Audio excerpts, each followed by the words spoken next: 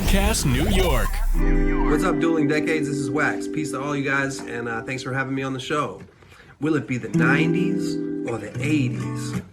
Beanie Babies or Crack Babies? Will it be Nirvana or Madonna? Maybe Britney, maybe Whitney. Do you like new metal or new wave?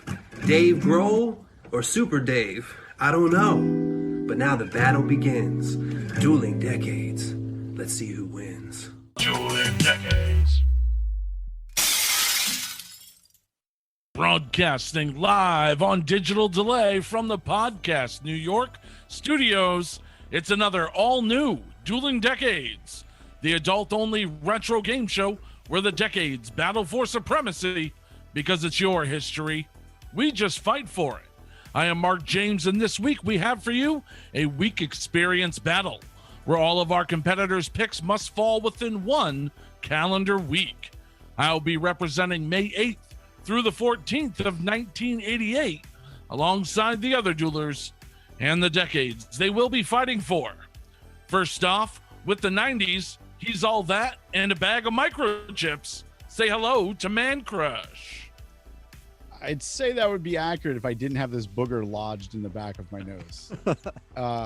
But yeah, I have May 7th through the 13th of 1995, and it's a little odd because I haven't had the 90s in quite a while. So it feels different.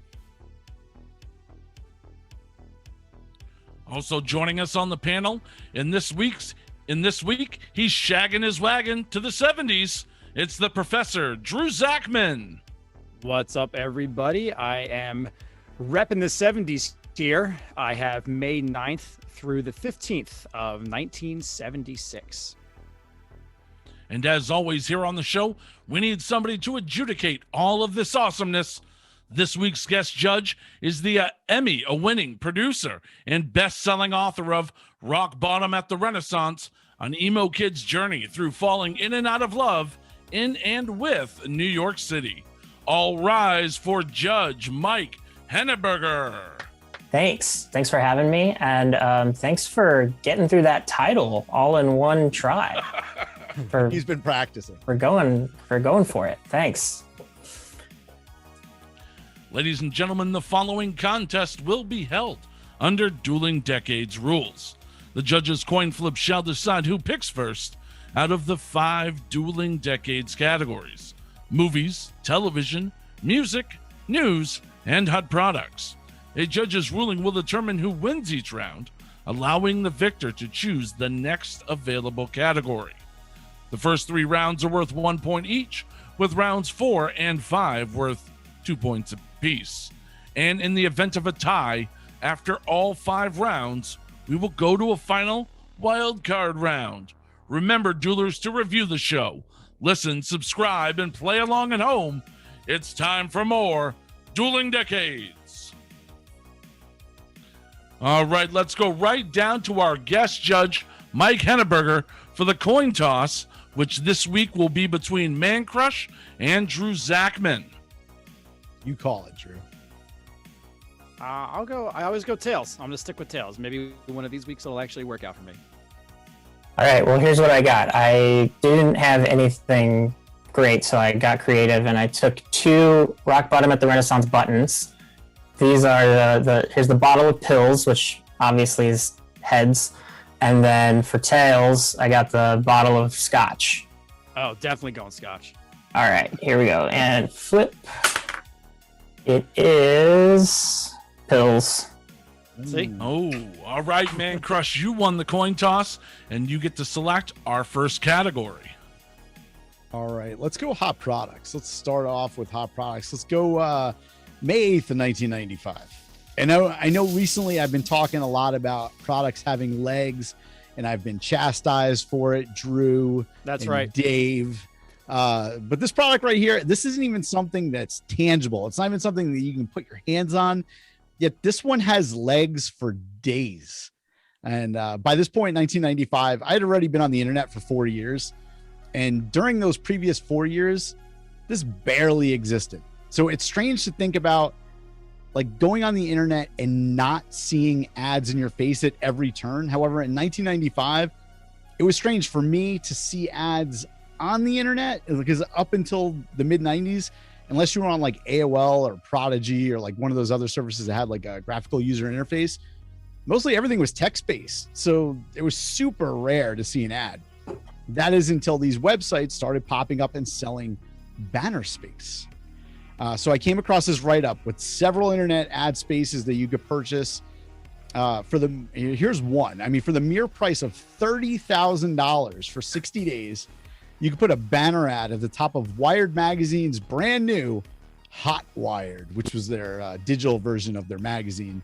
And at the time, they had 100,000 digital subscribers and 250,000 visits per day. But if that one was too much for you, you could opt to throw a banner on ZDNet's Ziff.com, which of course now is ZDNet, which everybody uses. You go there for reviews and whatever. But for anywhere between $10,000 and $25,000 per quarter, I mean, which seems like a steal compared to Wired. So you get 4 months of ads for $25,000. I mean, sign me the fuck up, right? Or the other one that I found that was on here about like this was the web browser choice in 1995. Of course, you had Internet Explorer, but the more popular one was Netscape Navigator in 1995. So you could put an ad on their homepage for $40,000 for 3 months. And this was like, I don't know if you guys remember this at the time, but like mid 90s, their portal page was, you can get like news, there were sports scores, stocks. Yep. That was kind of like your home. So they were getting 400,000 visits a day. Huge numbers, right? Which is dwarfed now. 400,000 a day is like squat, you know, like blogs are doing that. And then Prodigy, like I mentioned before, they'll hook you up for $4,000 a week for a banner. And like, here's the kick in the nuts with Prodigy. I had Prodigy for a very short period of time. I think it was like 94-ish. I had it. And what they did with these ads, they had it before you can even log into the system. You had to wait for like several ads to like just load on a 2400 baud modem. Fucking genius. Thanks a lot, Prodigy. But I would wait. I think that's why I ended up canceling. I don't think I really need to get into the legs here, because like if you look at it these days, digital marketers know more about you than you know about yourself. Honestly, just be careful what you say out loud. Like if you tell somebody like, hey, Mark, you need fucking Vagisil, you're going to start seeing like feminine hygiene ads, you know? I mean, that's just how it is now. I mean, so I give you internet sponsored ads from May of 1995. I went a little bit outside the box here. Wow. All right, Drew Zakmin, what do you have for the hot products round? So I, with the 70s, I kind of went a little outside the box here as well. So I figured, you know, what's a hotter product than something that can help reduce neural tube defects? Am I right? Right? Yeah, but I'm talking about Fulvite, which is a folic acid drug that was approved by the FDA on May 13th, 1976. Now, if you don't know what neural tube defects or NTDs are, I got you guys covered. Don't worry about it. Thank you. An NTD occurs when the neural tube fails to close early in embryonic development, resulting in damage to the exposed underlying neural tissue.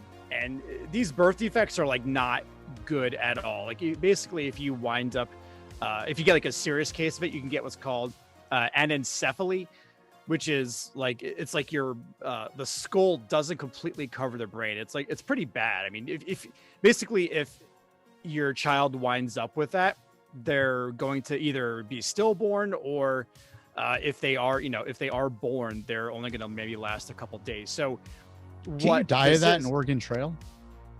No, that was dysentery. Oh, my bad. That was dysentery, yeah. Or you get attacked. But yeah, this stuff. So basically what they came out with was that, there's no cure for anencephaly, but you can try to prevent it a bit if you get enough folic acid before and during pregnancy, which can help, prevent some of those defects. So, since the United States began fortifying grains with folic acid, there's actually been a 28% decline in pregnancies affected by NTD. So it's been a good thing. So in order to get the recommended 400 micrograms of folic acid every day, a woman can eat foods fortified with folic acid or take a supplement containing the folic acid, such as Fulvite, which was what was approved. Now, folic acid is basically, it's a synthetic form of the vitamin B9 is really all it is, but you can get it in all sorts of forms over the counter now, but getting the FDA to approve this, definitely helped out immensely with birth defects back then. So that's what I got. Fulvite. I thought I Hot went product. outside the box. Hot product. right. They're saving children, man. Crush. I mean, does a product get any hotter than that? No. And you would think you picked the right judge for it. Just had True. We'll see. All right, so time to bring the show back down to earth, kind of dumb things down a little bit and go back inside the box. The VHS box, that is. Because for my hot product, I kept it simple, and I went and looked and saw what the brand new releases on VHS were for my week that I had, which was May 8th through the 14th of 1988. And I found an article in the Evening Sun out of Baltimore, Maryland, May 12th, 1988, and says new video releases include Baby Boom in this movie, the movie I selected, which is The Running Man from Vestron Video, which you could own for the low price of $89.98. And in case you're wondering, kids, that's $203.12 in 2021. We were The Running Man Bargain. is a vision of future television game shows, much like Dueling Decades. And much like Rollerball, it was a precursor to competitive sports based on the Stephen King short story written under the pseudonym Richard Bachman. And in the setting is in the year 2019. Convicted felons compete for pardons on national television by surviving a race through Los Angeles that resembles a battle-scarred rubble that you saw in Escape from New York. Richard Dawson, who shamelessly steals the Johnny Olsen call, "Come on down," is perfectly cast as the host of the audience participation show That Turns Bad, when framed ex-policeman Arnold Schwarzenegger takes on assassins who wield weapons such as razor-sharp hockey sticks. So this movie, I thought, found its groove once it hit the rental shelves and on cable. It wasn't such a barn burner at the theaters. The Evening Sun in Baltimore, Maryland also said that Arnold Schwarzenegger's latest wants to have its cake and eat it too. A lurid, sick mix of satire and sadism that'll please Arnie's army of fans. He is a framed cop forced to participate in a television game where people get killed for the ratings. Pop fun, but the movie ends up wallowing in the violence that it pretends to criticize. So that's The Running Man from Vestron Video, $89.98. You could own that all-time classic. Did you happen to get the price of Baby Boom? I did. Baby Boom was actually the same price. Okay. It was also, yes, $89.98. It's so amazing, the prices back then. Jeez. Remember the scene with the old lady where they're taking the bets and she's like, "Oh," I'm paraphrasing here. I think this is what she said. Didn't she say something like, "My money's on Ben Richards. He's a bad motherfucker." Or did that just come to my head? I don't know. It's a great movie. It is. Yeah. It's a fun movie, but it's dark. That's what it's like. It takes a dark subject and makes it fun. I feel like I heard they were rebooting it, but I mean, I hear they're rebooting everything, so. Yeah, it's true. Well, they did. It was called Death Race. Come on. Really? What? That's what it was, a reboot? I never saw it. Oh, no. Never I saw was being Death Race. sarcastic. Oh. I mean, Death Race, I was like, wait, same what? premise. Jason Statham, he wasn't a cop, but he wound up getting framed for murdering his family, Right. and then they put him in prison. And the reason why they, the reason why they brought him there was because he used to be a driver, and so basically they do these like races, and these cars are like pimped out to like no end with like missiles and shields and stuff. It's pretty crazy. That's Yeah, actually well, a reboot of Death Race from the 70s. Correct. Yeah, it was based Yeah, off the right. original Death Race movie, but I mean it's kind of the same premise. And then if you wind up winning, what was it? If you had to win like 3 races or some shit like that, they would let him go. I don't think I ever watched that. Yeah, in the original Stephen King short story, The Running Man, it wasn't a disgraced cop. He was forced to go on the game show in order to earn money to get medicine for his sick daughter. It was the only option he had left. It had nothing to do with a disgraced cop. So they kind of Just Interesting. ask for a raise. That yeah. worked. All right, well, let's throw it down to Mike Henneberger for the ruling on the Hut Products round. Hey, yeah, no, these were all good. I love The Running Man. That's such a great movie. And I'm sure it'll get totally ruined if it gets rebooted.